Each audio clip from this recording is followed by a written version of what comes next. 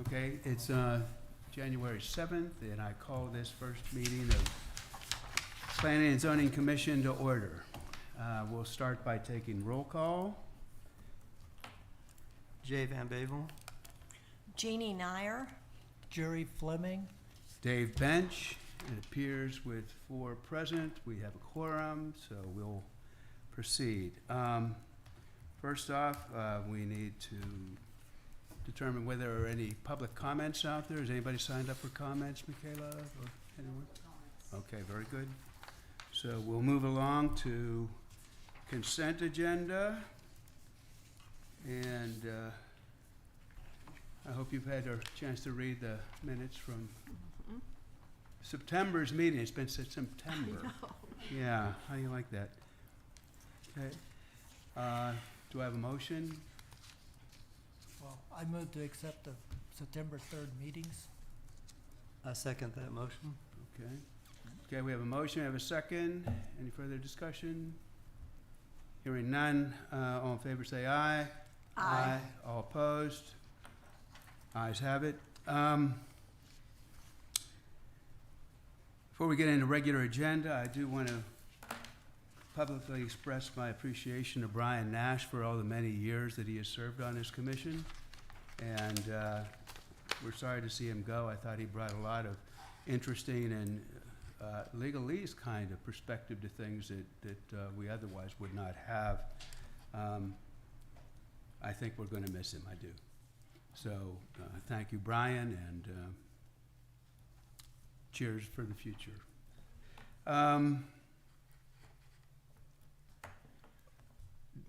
We'll get into the regular agenda. Item number 3. Do I do this, or does one of the staff members actually run this part? It could be either, but. Michaela, I just love you to do it. Okay. Well, it is an annual item, so our code requires that the Planning and Zoning Commission vote a chair. Dave, you are the existing chairperson, but of course, you guys are able to appoint whoever you'd like. Do we do this in the form of a motion? Yes, sir. I make a motion that we re-elect our fearless leader as chairman of our committee. I second that motion. All right, we have a motion, we have a second. Do we have any further discussion? Does anybody else want to step in there and enjoy this position maybe? All right, hearing none. All in favor say aye. Aye. All opposed? It'd be my pleasure to be here the rest of the year. Thank you. Appreciate your kind words. All right. This regular agenda item number 4 is before you. And it was my idea to do this. It hasn't been city council asking us to come back and look at playhouses and playscapes. But I thought that it would be useful to just kind of take a look at where this has been and where we are today and decide. Now, you'll notice that we don't have an action item here on this. It's merely discussion. But we can make a decision as to whether or not we would want to reopen this for any kind of attention or recommendations to city council. Happy New Year, Tony. You're not missing much. You didn't want to be chair of the... No. All right, so anyway, as I was saying, I wanted to at least go back and kind of review where we are and kind of get us back on the page, and then make a determination as to, do we as a group want to do any more with this? I've been attending the various council meetings where there has been discussion on this, and actually have voiced my opinion in kind of defense of what the work that we have done has been. And I'm not quite sure what to do next, but I thought that I don't want to see it die on the vine. And I know that we have spent quite a bit of time on this. And maybe it's even taken a little bit of ridicule from the public because we're spending too much time on it. But, you know, we haven't gotten closure, and I thought that I wanted to discuss it with you folks to see whether or not we wanted to. And the answer could be no, we don't want to do anymore, we're done. So just going with this handout that I prepared today, I have to admit I had a little bit of AI help with this. But you can see that in October, this issue about playhouses and playscapes came to City Council in response to actually a staff members seeing a playhouse being built on, I guess, Pickwick or there. And there was some discussion there, and then they decided to ask P&Z to take a look at it and see whether or not there was anything that we should do to the code, existing code, with regard to playhouses and playscapes. In November, the following P&Z meeting, we took it up and decided to create a subcommittee to take a closer look at it and discuss some things and make some, bring some attention to it. I think there's, have you got it? Got it. Okay, all right. And then in February at our P&Z meeting, there was an initial motion, at least beginning to put some numbers around what we thought should happen with regard to this. In particular, 120 square foot maximum footprint for playhouses, which, by the way, came up later on. It was never really introduced into the draft code, so draft code language. So it was kind of an important thing that we had did that kind of got lost in the mix of things. In March at the P&Z meeting, we discussed the difference between different playscapes and playhouses. I think this is whenever our definitions really started to take good shape. Jerry's good work here, and their placement in required yards. May, the city council meeting looked at what we had done so far. There was some comments about it, but it didn't go any further than that. June, we did some additional edits, and including 100 square foot limit in the rear required yards for place houses and playscapes. Some additional discussion around what was going to be allowed in required side yards. September, we had our own public hearing on this with the draft code in place, or a draft of the code in place. There were no public comments. We refined our encroachment language on what was allowed in side yards and so on, and then added some additional language about corner lots. And that's the last time we had met on this.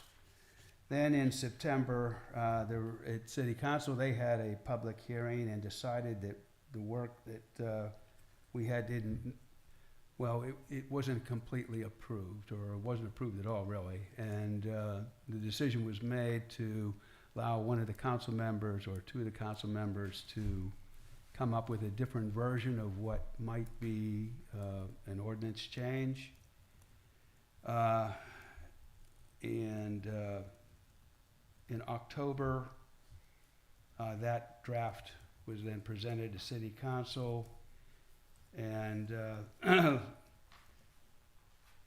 I protested what was being presented there. I thought it was a little more quite a bit more restrictive than what we had recommended, and that I didn't understand why we just couldn't use the language that we had created and make modifications on it. But the decision at that point was made to, in a following meeting, compare the two versions, the two ordinance change versions, and then in December, that happened. There was a bit more discussion. Some of that discussion actually was even just getting rid of the whole idea, but it has nothing has advanced on it. So at that point, I thought, well, maybe we need to take it up again or not. I have some reasons to do this, and the first is that recognizing that over the course of all this, we spent a lot of time working on this, and I just hate to see it go away. It's just, I don't want this body to be creating things that just aren't being properly considered or accepted. The second thing is, at the very least, and I think we started off our discussion with this, is that playhouses should not be part of the code as it is today. It should not be considered an accessory building. And at the very least, that should be an insistence. There is a need to define what a temporary building is, and that hasn't been done yet. And I'm just asking you folks, do we want to consider some new options? As you know, I think if you're looking at the social media at all, there has been a lot of criticism of that this is taking up too much of city government's time. I think most of it pointed at city council, but I guess we bear some responsibility to that as well. So I'm opening the floor for the discussion. That's all it is discussion. What do y'all think? Well, I had a couple quick questions on the presentation. We were given this agenda summary sheet, and it mentions a cost of bringing this back to the city council of $2,200. So if we try to bring this back to city council in the latest version, the BBB version, with some specific recommendations for square footage and height plugged in there, that would have to go through the notice procedure again. And if we were to, if city council were just to pass a amendment saying that playscapes and playhouses are not accessory structures or buildings, would that have to go through the process again of renoticing? Yes, so when we noticed, what we noticed for is a change in definitions, and we noticed a change in adding the section 107.85, I believe. And if we are to not go away with it or do anything of that, and we're changing the definition of something else, which is the accessory structure building, in any instance we do have to renotice for it.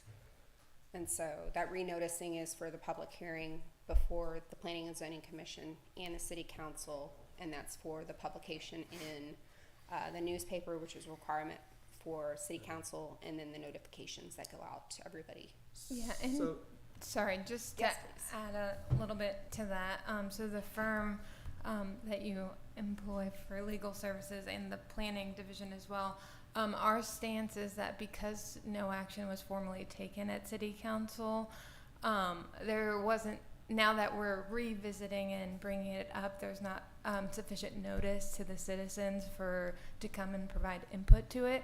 And so our conservative view is to require renoticing for it. of any change to the ordinance that has to do with playhouses and To bring playscapes? it back forward for action. So even if everybody had changed their heart and said, let's approve what's exactly written here that we've talked about before, that still would need to be renoticed. Yeah, because our view is that no action was taken, essentially the public isn't aware of when this would come back, and so we recommend renoticing. Okay, let me ask this question then. We had made a recommendation that had been discussed at City Council, but as far as I can tell, there has not been a supermajority to vote it down. So the issue, it still exists as long as that vote hasn't happened, isn't that correct? So City Council, I believe, took no formal action whatsoever. And so because they took no action, to bring it back forward, we'd have to go through the proper noticing again to give citizens the proper notice. Well, no, maybe I'm not clear. I mean, we already have a set of recommendations that are there in place, and since no action was taken, is even to not take action, wouldn't that have to be voted? We, P&Z, were asked to work on this. okay, by city council. And we went and we made our recommendations, and those recommendations were then sent back to city council for deliberation, which kinda happened, but nothing happened as a result. Does not city council have to make at least a vote to say, we're not gonna do anything with this? They don't have to take a vote on it. Their action is no action. All But right. It seems to me if there's no action on the ordinance that was passed up to them other than revisions that are not major revisions, in my view, it seems like that's still on the table at city council and doesn't require renoticing. Can we ask Ms. Brown where it was left with city council and where you think things stand from y'all's perspective? Is that allowed? Please, by all means, yes. The way I view this, I have I'm wearing two hats. One, the action taken at this, or the city council took no action to either adopt or reject the P&Z proposal or to amend it. We didn't have 3 votes in favor of any option. So that's where the city council is. I'm now putting on my Brooke Brown hat, and I'll say, and I've talked with Dave about this before the city council meeting, I think there's some confusion in the P&Z recommendation with regard to when it changed from encroach to, extend to encroach. There's, Exceed, when it exceed? yeah, exceed to encroach, there is a concern. And here's the concern. And it also has to do with whether or not the P&Z intended in its recommendation to have any limit on total square footage of what is an unpermitted building. So you have temporary building, you have accessory buildings can be no greater than 500 square feet under the current existing ordinance. Temporary buildings can be no greater than 120 feet. Both those go through a permit process. Now we're creating a third category of building, playhouse and playscape. And the task is to define what everyone is comfortable with allowing to be built without a permit under either of those definitions. And so when you look at when you take out the square footage limitation and you say you add the encroachment language as the encroachment is you can encroach no more than 100 square feet in a side or rear yard. I believe that's it. That's right. There may be a little difference between side and rear. So you could have, for example, and there's no total square foot limitation. That encroachment means part of the building will be, part of the playhouse or playscape would be within the buildable area. But then it becomes an unlimited structure of any size that can be up to 12 feet tall and extend into a side or rear yard. Do we really want to do that? You know, that's the question. Do you really want to create a structure that could be that big and that tall and into the side and rear setbacks by 6 feet with no real limitation on total size? That's the hang up I had as Brooke Brown looking at the recommendation that came out of P&Z. And we talked about whether or not P&Z actually intended to remove any total square footage limitation on what you would define as a building that could be built without a permit. So I hope that helps. Okay. And I think it's But I think procedurally, procedurally, it's I just think the dead. council can, any council member can bring back a proposal, and I expect that will be done. And That we'll would just have be- to go through the noticing process and all that. It doesn't have to go through the noticing process if it's either the P and Z recommendation or a variation of that, because those have had, I think I'm Public hearing hear- the opposite, Yeah. yeah. no, so I we- think what you're here, So we did talk with Attorney Thame, and we were in agreement that our recommendation to the city would be to renotice for this. for this P and Z hearing or for any further? For both hearings. All right, I've not been made aware of that. I had just understood that the council had recommended that if P and Z were to want to come forward with a new recommendation, that would have to be taken through the public hearing process again. So And what's so I being, think, I'm sorry, go but ahead. I didn't understand, and correct me if I'm wrong, if the city council met this month, posted the P and Z recommendation for consideration, and any amendments that were made to that recommendation were within the scope of the recommendation, that we could go forward on that basis. Would that be right?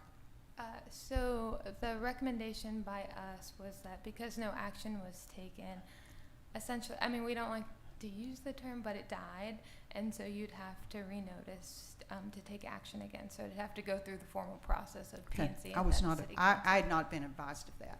But city council talked about this over the course of several meetings. Why wasn't this opinion given after nothing happened at the first time they talked about it? Yeah, so because I tabled it and they postponed it till like date certain, and so So the last residents time it were wasn't postponed. advised on when it would be brought back for review. So, I have a question. What exactly, how is that $2,200 spent? I mean, why? I mean, I know it costs money to The, identify it in the newspaper, but what is $2,200? Mailing. It's exactly that. I mean, the mailing and the advertising in the newspaper is expensive.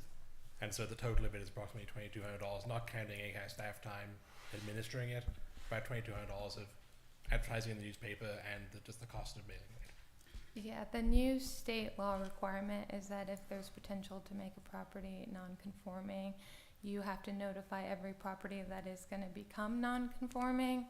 And so most cities take the conservative route and just notify everyone, because it can sometimes be more costly to try to go and look at every property and see which one may potentially become non-conforming. So it sounds like council tabled it not knowing, and it's a shame that y'all weren't Yes. advised that this would happen, and yeah. That's right. And so now Yeah. now we currently have the status quo, which is you can't build these because you need a permit because it's an accessory building. Yeah, yeah. And now we're it's- back at it's- not square one. Yeah, this is a kind of a shame, because I didn't understand this either. And my intention was to ensure that this thing kept on going, it didn't die. But evidently the legal opinion is that it has died. And it would require, I don't know that we on our own can actually bring this up again if the issue is dead and we just start, well, I think we'll just start on this again. We would need council to actually advise us to take it up again. Yeah, we can't even really do anything today, so we spent city money on this too. Well, no, the intention here was not, I think you might have missed the very beginning of this. This is not an action item, this is not actionable. The way that it is written this evening is this is discussion only. So, and the discussion was, should we do anything? And I wanted to But hear we from- may not even be able to do it. It looks I'm like, saying, yeah, that's right. So, So it that's was my- kind of a So waste. isn't We this a should- useful yeah. discussion? Yeah. That's my take, is we can't do anything without redirection from city council. That's what it seems to me, huh? And Do I should have we that even right? be talking about this Do- language do- and do- speculating on what we might and might not support if there's been no public hearing posted? No, you can talk about it. You can discuss anything that's posted on the agenda. Just action can't be taken until. So my impression of, and I listened to this, not the entire city council meeting, but the part that dealt with this, there wasn't a strong sentiment for doing anything. I mean, it was 2-2. one council member abstained, I'm not sure what their thoughts are, but, and in our public hearings, nobody has attended these meetings being for this amendment. There's been, emails and attendance, I think, against an ordinance change. Well, I don't think it was against an ordinance change. I think the sentiment that's against any of this is more of, this is dumb, we should be able to do playscapes. But as it currently stands, the code is that you can't do it at all without getting a permit because it's an accessory structure. I don't think the public really understands that, or at least some of them. Yeah, I agree with you. So I think it's all kind of silly and overblown. We spent too much time on it, but the fact of the matter is, currently you can't really do anything without getting a permit. So as silly as some of it may seem, unless we do something, then you Can city go get a permit. council, make a motion to have an amendment saying, that playscapes and playhouses as defined by this are, not accessory structures or buildings, I'm not thinking. without a public hearing. But they can do that and have a public hearing, and it doesn't have to go back to us to do that, right? They have our recommendations. I don't know about that. Yeah, so I don't think city council can do that, but the code itself, and I'll lean more on city staff, may allow for interpretation by the city manager. I don't know if it does. Some codes allow for interpretation. My recollection of what council said is, as you correctly pointed out, Commissioner, there was 2 to 2. There really wasn't much of an appetite for making a decision, so it kind of died on the vine or exists in a state of limbo, where that's where the legal counsel said, well, because it's kind of hanging out there, we don't want to be perceived as being like surreptitiously bring it back and like sneak it in at 6 months at a time, uncertain in the future, where we sneak it by people who'd be interested, which is, I think, what the concern would be for a city that's not run as well.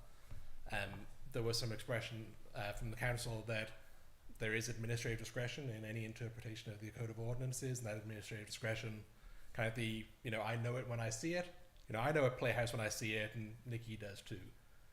I think we have some input on this, and there is some flexibility in that. Of course, it's always a difficult position for us as city staff to make the decision when really we have a planning and zoning commission, we have a city council who puts rules forward, because we want to make sure that the decisions that we make as a staff reflect what the council and what the planning and zoning commission would intend for us to do. So it can get a bit tricky. I think the benefit of the commission and council speaking about this topic at quite some length, I think about 15 months, is that we're quite well versed in where it currently stands. And I think we believe quite well, and I'll look at Nikki to make sure that she agrees, I think we understand where the commission and council would fall for most examples of a playhouse or a playscape, and if we feel like it falls outside of what might be permissible by those bodies, that we'd put it through a board of adjustment or something like that, some process where they can ask for that type of exemption. Okay, I'm sorry. go ahead. Well, I was also at the council meeting, and there was resistance to over-regulation, I think is what was the general sentiment of those who didn't want to move forward in adopting the P&Z recommendation. I have a question, though. I don't understand, and I've read through this, all of these different versions. In the June 4th meeting, we did approve a square footage limit, but somehow it got dropped in something. That's exactly right. It was actually in February that we had voted on that. Uh-huh. And in a discussion that Councilmember Brown and I had offline, it was kind of like, what can we do in order to move this forward? And I went back and I just went through all the notes of everything we had, and I said, hey, we put a 120-foot limit in here. We voted it unanimously to make it a 120-foot limit. But then the discussion got into encroachment. and the encroachment numbers got into the draft ordinance. The limit, the actual limit, physical limit of the thing did not. And it was only then, after our discussion, that I had discovered this. And so we all missed it. You know, we were all looking at the code and all the new draft and all that. We did not see that what was missing there was a maximum footprint. I don't remember it that way. I remember it being 100 square feet with a maximum of 50 square feet being encroached into the side yards. Yeah, Jerry? Well, I would like to take a step back. We had 100 in the rear yard and 50 in the side yard encroachment. I thought I remembered, that may be right, I didn't get a chance to go back and watch. I thought I remembered us saying, well, if it's in the buildable area and it's a playscape or a playhouse, which we're defining, what do we really care? We care more about how close it is and the size if it's in, you know, a quote unquote setback. But that being said, I think it's reasonable to have a limitation. I mean, I remember talking about, like, you know, it's a playscape or a playhouse. Somebody's not gonna come build a 700 square foot playhouse or playscape, but yeah, maybe somebody could, so yeah, there should probably be a limit. That actually was discussed in the last council meeting, that possibility. But if you go back and even look at our approved meeting notes from February's P and Z meeting, we did vote it 120 maximum footprint, without regard to encroachment or where it was. Just, this is as large as it could be. So it's there. Jerry, you wanted to say something, I know. Yeah, I appreciate Brooke spending a lot of time on this and you know, revising it, and Sarah too, and everybody else that's worked on this. It's been quite an endeavor. Yeah, but as I look at it, you know, legislature takes a long time to work things out. This, at the very beginning, let me start at the beginning where it came to the city council's attention from Wayman going by and seeing the playhouse and bringing it to the city council attention, and Nikki not then knowing how to interpret the rule, okay, because it appeared to violate the letter of the ordinance.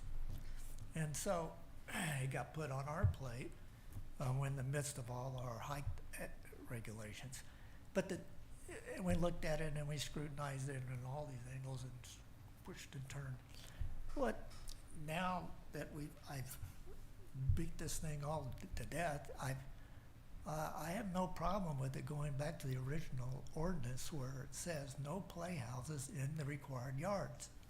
The reason being, if a person, a builder, goes to the building lines and there's only thing left is the required yard, the ordinance says no building outside the building lines. That's, if a person, a builder, takes our ordinances fully to the max, they need to look at all the ordinances fully, okay? That's, to me, it's gonna be a pretty rigid observation from going forward for me after studying all this. Now, in the case, like we have, where a building does not go to the building lines, there are, and the intent, now, there's a difference between the letter of an ordinance and intent. And be an engineer with lots of codes to learn, if I can find out the intent, I can usually meet the letter. So when you find the intent, it can be an easy chore. And when you have a difference with the planning reviewer, I've spent several times meeting with them and discussing the design situation for that particular situation. So that's what Rollingwood lacks is professional resources, lots of people that can review an instance like this and get a professional review. And that's what Alan just mentioned. They don't know exactly which way to interpret the code because the language is ambiguous and you gotta look at the intent. Now, what I say might be, should be suggested is that when you get into an area like Pickwick, instead of bringing it to the P&Z, you get an advisory board of professionals and amateurs, lay people that know the field and can give their opinion. It's not formal, it's not code, it just says, here's city council, here's our opinion on where this lies. Does it meet the intent of the code? That's my takeaway from this. I will not be supporting any playhouses in the required yard. Playscapes, I think we defined it now. However, in the future, when we're 10 years from now and we're not here, who's gonna know? So if you wanted to find something, it could be defined with the playhouses as it, and instead of just having a separate definition. You're saying that if no playhouses are allowed in the required yard is the current ordinance, I don't think that's correct, because you can have one accessory building in the required yard, correct? Is that? I've forgotten. I just know that it's not allowed. You I don't can't think have you an can have an accessory accessory building. building, it has to be in the buildable area, yeah. Yeah, Oh, Yeah. okay, yeah. all right. But- Yeah, I stand think corrected. all accessory buildings are within the buildable Yeah. area, yeah, So, yeah.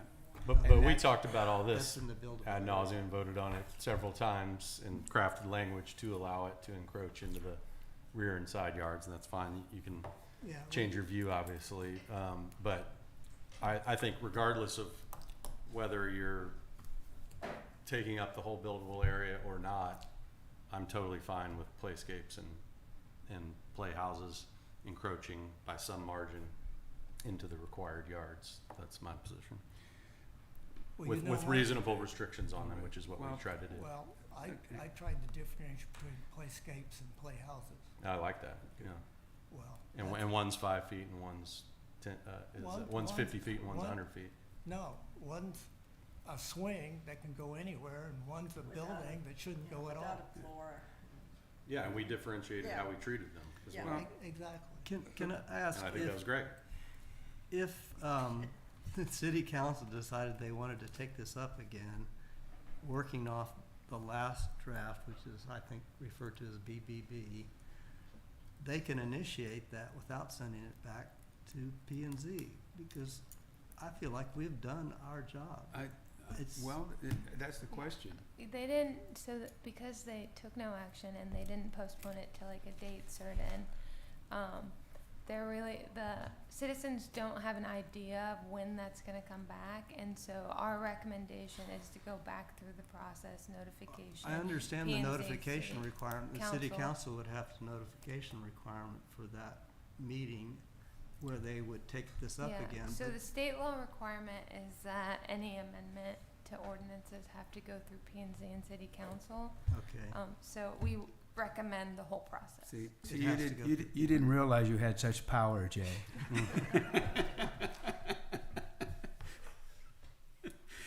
So, it really is kind of a moot discussion, I guess, at this point. You know, there's nothing that we can do unilaterally. If city council decides that they want to take the issue up again, we'll see your smiling faces around the discussion at that time. We kind of already know what your opinions are on a number of things. I know my opinion. I appreciate your coming this evening. And to be clear too, council would have to reinitiate sounds this. We like can't that. say we want It's to not start the us. process. Yeah. And I just want to have one question of mine answered. This is your opinion, the legal opinion, but it's not necessarily binding, correct? That we would have to go through all that. I mean, the council could decide that they are going to go against the opinion of your firm. Is that correct? They can always do that. Yeah, that's Yeah. always. That yeah. just Yeah. doesn't happen, Jim. Well, I know, but I mean, it does seem a bit extreme, because, I mean, we are are a small What- community and everybody knows what's going on, What- so. Well, we're in the process, or we're in the business of making laws, and there's a process that goes around that. And if you don't follow the process, then you open yourself up to litigation from the outside. And the city doesn't want that, nor do we. And so, you know, process is process. And I guess this is another new lesson here for P and Z is that, you know, just when you think you know everything there is to know about doing P and Z, you find out there's something new. So, anyway, Can P and Z even make a statement saying we are open to revisiting this? if I it's think you sent just back? did. Well, we could say, no, we don't want to. Well, Yes. well, and maybe that's the thing here. Are we open to the possibility of taking this up again? I think Is there we have to interest in be, doing it? yeah. Okay. Are you interested? No. You're not? Okay. Jeannie, are you interested in taking it up again?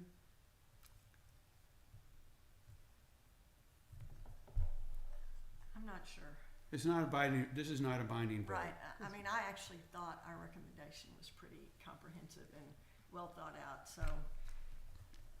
I Well, can yeah, see when how- when I say yes to clarify, because I would like there to be something done with this, I say, Yeah. and for anything to get done, we would have to take it back up again. Then I say yes. Do I want to materially change what we've already approved? I don't. I think the suggestion of a maximum size in general is, you know, certainly reasonable.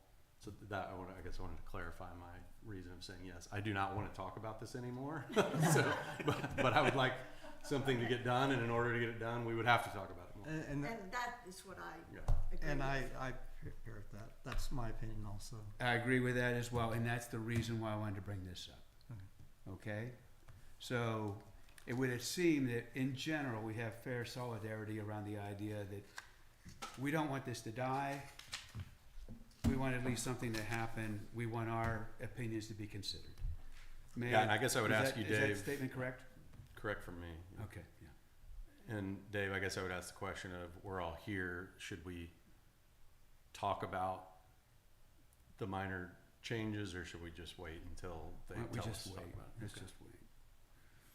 No sense beating it up until we know we have something to beat. I second that. All right, okay.